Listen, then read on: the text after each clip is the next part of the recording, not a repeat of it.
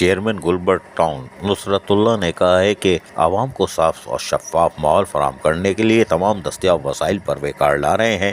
Town کو صاف و شفاف رکھنے کے لیے صفائی ستھرائی کا عمل تسلسل کے ساتھ جاری ہے۔ ان خیالات کا اظہار نصرت اللہ چیئرمین گلبرٹ ٹاؤن نے یونین کونسل 20 اور بلاک 21 اور 51 کی درمیانی سڑک پر جاری صفائی ستھرائی کے کام کا جائزہ لیتے ہوئے کیا۔ اس موقع پر یونین کونسل نمبر 20 کے chairman Afaq Baig, councillor director sanitation Syed Waqar Ahmed, director park Nadeem Hanif, director admin Muhammad Ali بھی موجود تھے۔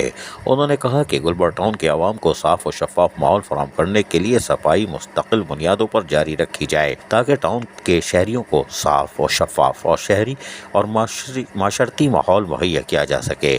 انہوں نے گلبرٹ ٹاؤن کے سینیٹیشن ڈپارٹمنٹ کو خصوصی طور پر ہدایت جاری کی کہ رہائشی اور تجارتی علاقوں سے کوڑے کرکٹ کو ہٹانے میں کسی قسم کی کوتاہی نہ برتی جائے اور سڑکوں کے ساتھ ساتھ اندرونی گلیوں میں بھی صفائی ستھرائی کا عمل بھی تیز کیا جائے۔ واضح رہے کہ چیئرمین گلبرٹ ٹاؤن نصرت اللہ کی خصوصی ہدایت پر گلبرٹ ٹاؤن کی تمام گرین بیلٹس کی تزئین و آرائش کے کام کو ممکن بنایا جا رہا ہے تاکہ گلبرٹ ٹاؤن کا علاقہ سرسبز و شاداب اور شفاف نظر آئے۔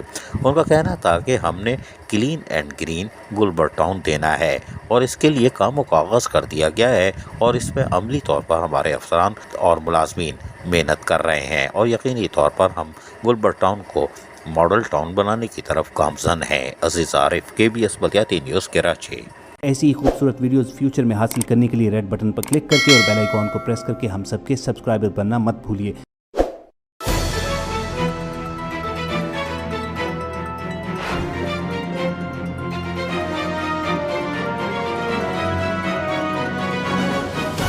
KBS بلدیاتی نیوز۔